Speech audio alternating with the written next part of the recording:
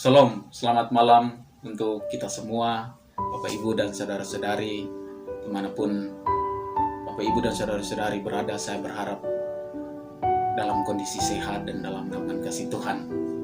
Dan pada saat ini, di kesempatan ini kita akan belajar tentang kebenaran firman Tuhan. Tetapi sebelum kita belajar lebih jauh, mari kita minta pertolongan Tuhan di dalam doa. Mari kita berdoa. Bapa kami surga, Bapa yang kami puji, Bapa yang kami agungkan melalui anak Yesus Kristus. Terima kasih Tuhan, terima kasih atas pertolongan, atas naungan kasih Tuhan di dalam kehidupan kami Arlopesari, sehingga sampai saat malam yang indah ini, kami dalam naungan kasih Tuhan, dalam keadaan damai sejahtera.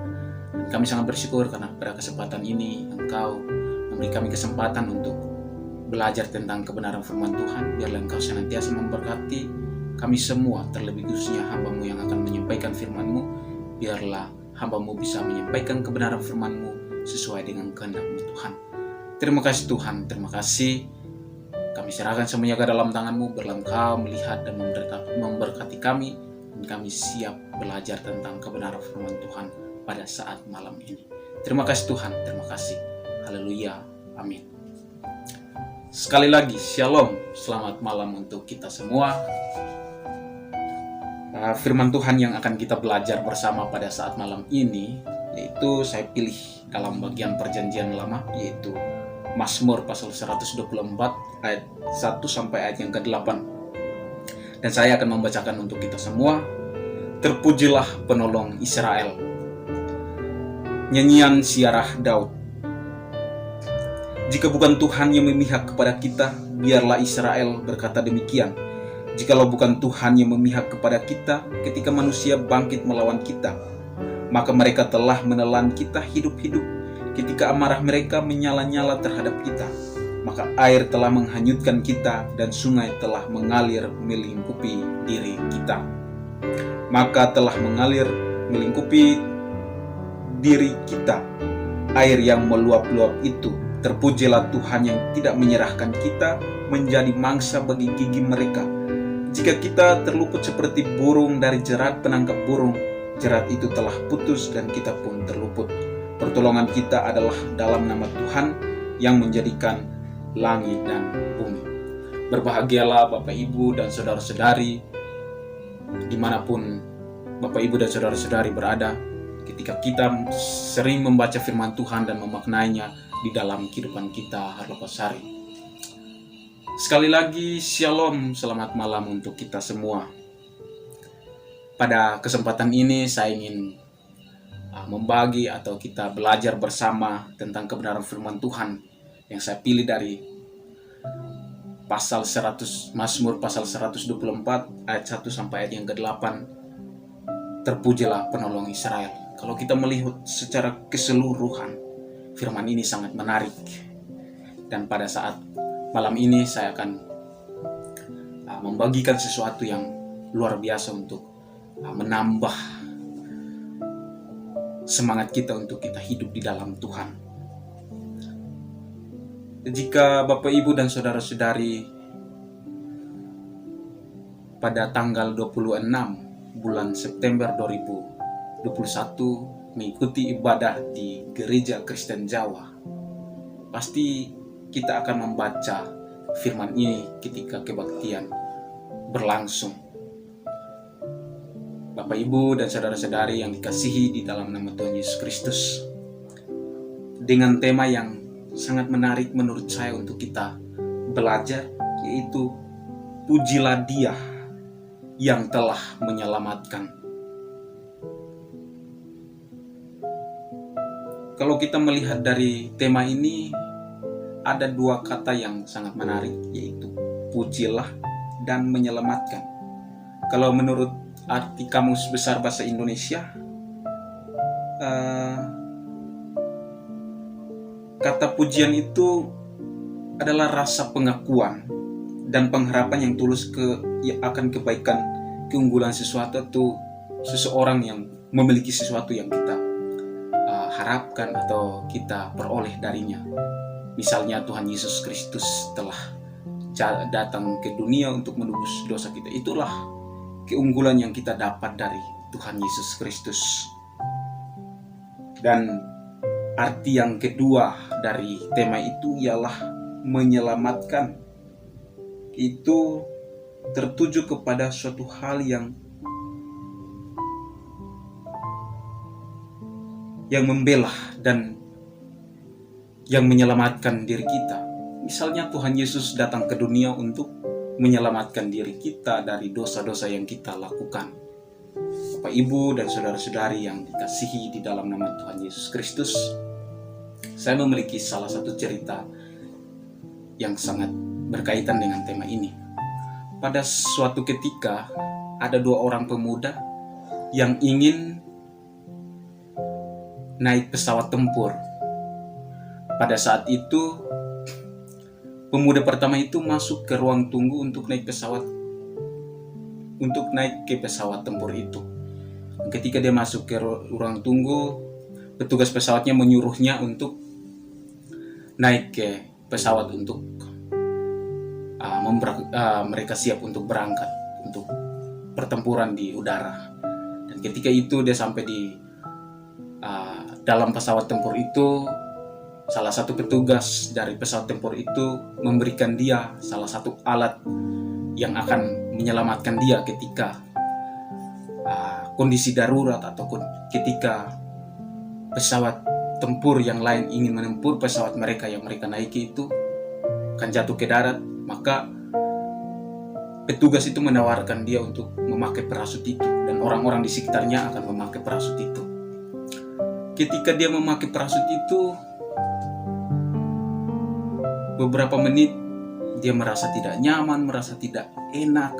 Kok saya memakai parasut ini, kok saya kurang nyaman, saya kurang bersahabat gitu. Ketika mau ke kiri, ke kanan, dia merasa tidak nyaman. Dan orang-orang di sekitarnya juga, apa yang dirasakan oleh pemuda itu, mereka juga tidak merasa tidak nyaman. Bapak, Ibu, dan saudara-saudari yang dikasihi di dalam nama Tuhan Yesus Kristus. Dan pada akhirnya pemuda itu merasa tidak nyaman dan tidak enak dan tidak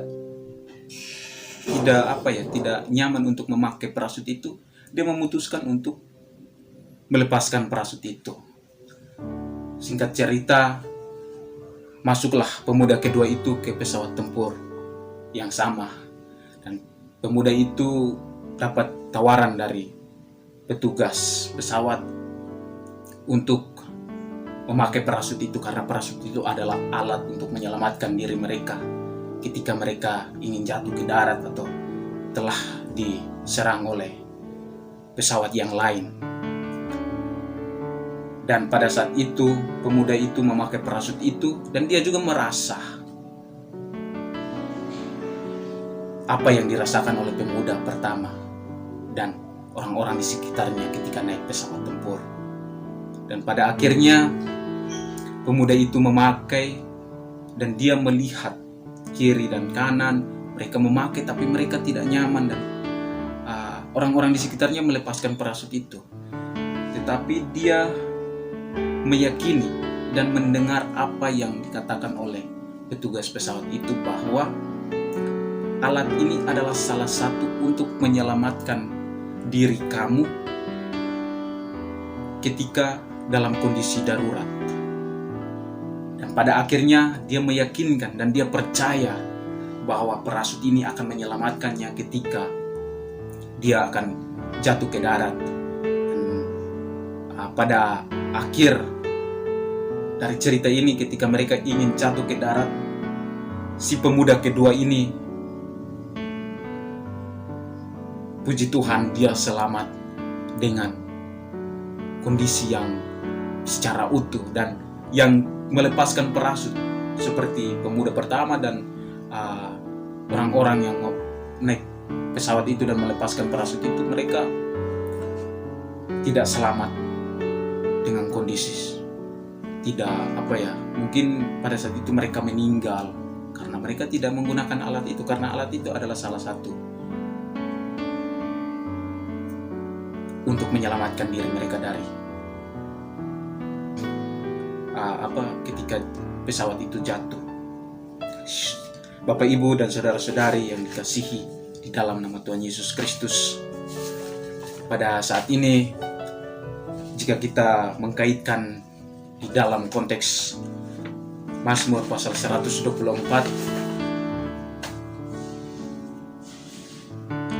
ayat 1 sampai 8, maka di sini ada seseorang yang mengingatkan bangsa Israel pada saat itu bahwa betapa pentingnya ada seseorang yang telah menyelamatkan kita dari segala tantangan, segala permasalahan yang kita hadapi di masa lalu. Itu Allah telah menyelamatkan bangsa Israel. Dan Raja Daud seringkali mengingatkan bangsa Israel bahwa jika kita tanpa Allah, kita tidak bisa sampai saat ini, dan kita bisa kenal bangsa Israel itu semua karena anugerah Allah, itu semua karena keselamatan dari Allah. Penyelamatan Allah ini seperti digambarkan kelepasan dan pemangsa dan keluputan dan terjerat penangkap burung. Adapun suatu kesadaran pertolongan Tuhan dinyatakan dalam suatu nyanyian syara yang sering dilakukan oleh bangsa Israel ketika mereka ingin bersyukur kepada Allah karena Allah telah menyelamatkan mereka, yaitu mereka ke bait Allah di Yerusalem, atau pada saat ini kita bisa kenal ketika kita sebagai anak-anak Tuhan mensyukuri apa yang Tuhan telah menyelamatkan kita di masa lalu ataupun di saat ini, itu kita ke gereja memuji, mendengarkan firman Tuhan, mengagungkan namanya. Itulah salah satu wujud untuk kita memuji Allah.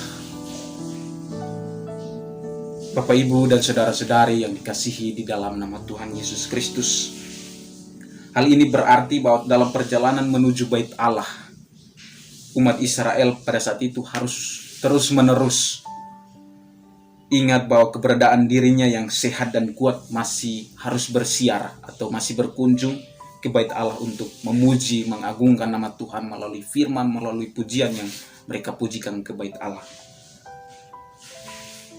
Bapak, Ibu, dan saudara-saudari yang dikasihi di dalam nama Tuhan Yesus Kristus, terkait ajaran keselamatan ini benar-benar luar biasa. Akan tetapi juga bisa mengakibatkan kita sebagai anak-anak Tuhan salah mengerti. Kita bisa merasa bahwa pribadi mampu diam saja. Allah menganugerahkan suatu keselamatan yang pasti cukup merasa yakin dan percaya saja, lalu selamat. Itu seringkali kita diperhadapkan seperti itu. Tetapi apakah hal itu demikian? Bagaimana dengan orang-orang di luar sana yang seringkali meyakini ketika percaya dan menerima anugerah keselamatan dari Tuhan Yesus cukup berdiam diri saja, atau bagaimana tindakan selanjutnya? Tentu tidak seperti itu. Misalnya ketika Bapak, Ibu, dan saudara-saudari datang ke gereja mengikuti perjamuan kudus, akan memaknai dua simbol dari pengorbanan Yesus Kristus, yaitu roti dan minuman anggur. Itu adalah dua simbol, yaitu roti itu diartikan sebagai tubuh Kristus yang telah mengorbankan dirinya untuk menyelamatkan kita dari dosa-dosa kita, dan minuman anggur itu melambangkan sebagai darahnya yang suci yang telah menyucikan dosa-dosa kita yang seringkali kita lakukan di masa lalu ataupun di masa sekarang. Itu yang perlu kita memaknai di dalam kehidupan kita. Jika kita percaya saja, semua pasti bisa melakukannya. Dan percaya bukan semata terkait perasaan dan pikiran kita. Percaya merupakan salah satu tindakan yang seringkali anak-anak Tuhan lakukan di dalam kehidupan kita, dalam sikap tindakan, sikap iman dalam hidup kita. Artinya bahwa ketika sudah percaya bahwa Tuhan Yesus telah menyelamatkan kita dari dosa-dosa yang kita lakukan di masa lalu, masa sekarang, dan mungkin di masa yang akan datang, kita sebagai umatnya perlu memuji dan mengagungkannya melalui berbagai hal. Misalnya memberikan pujian melalui lagu-lagu rohani, dan kita sering nyanyikan ataupun kita belajar atau kita sharing kebenaran firman Tuhan, seperti pada saat malam hari ini kita belajar tentang kebenaran firman Tuhan. Bapak, Ibu, dan saudara-saudari di dalam nama Tuhan Yesus Kristus, saya akan memberi 2 poin di dalam firman Tuhan pada saat ini, yaitu ciri-ciri orang yang memuji Allah. Wah, ini luar biasa. Apakah kita sudah termasuk di dalam orang-orang yang selalu memuji Allah, atau ciri-ciri orang yang memuji Allah? Yang pertama, terus-menerus memuji Tuhan dalam keadaan sulit maupun dalam keadaan tidak sulit ataupun bahagia. Yang kedua, selalu memuji dan mengagungkan nama Allah melalui pujian. Yang ketiga, suka memuji teman dan saudaranya. Bisa saja saya bisa memuji Bapak, Ibu, saudara-saudari yang terkasih, yang malam ini begitu ganteng, begitu cantik, untuk mendengarkan kebenaran firman Tuhan. Itu adalah salah satu untuk kita memuji ciptaan Tuhan. Dan poin yang kedua yaitu ciri-ciri orang yang tidak memuji Allah. Yaitu yang pertama, sering bersungut-sungut ketika masalah datang. Wah, ini saya juga sering kali lakukan ini. Dan suka merendahkan orang-orang di sekitarnya. Kalau dia sudah pekerjaannya sudah tinggi, kadang kita sebagai anak Tuhan itu kadang kita merendahkan bahwa orang di bawah kita itu tidak berguna, dan itu hal yang tidak disukai oleh Tuhan melalui firman Tuhan pada saat ini, dan tidak mau bersyukur apa yang terjadi. Misalnya kita sebagai anak kos, ketika uang kos datang terlambat, kita tidak bersyukur tentang hal itu. Seringkali mengabaikan pujian kepada Allah melalui membaca firman Tuhan dan menyanyikan lagu-lagu rohani.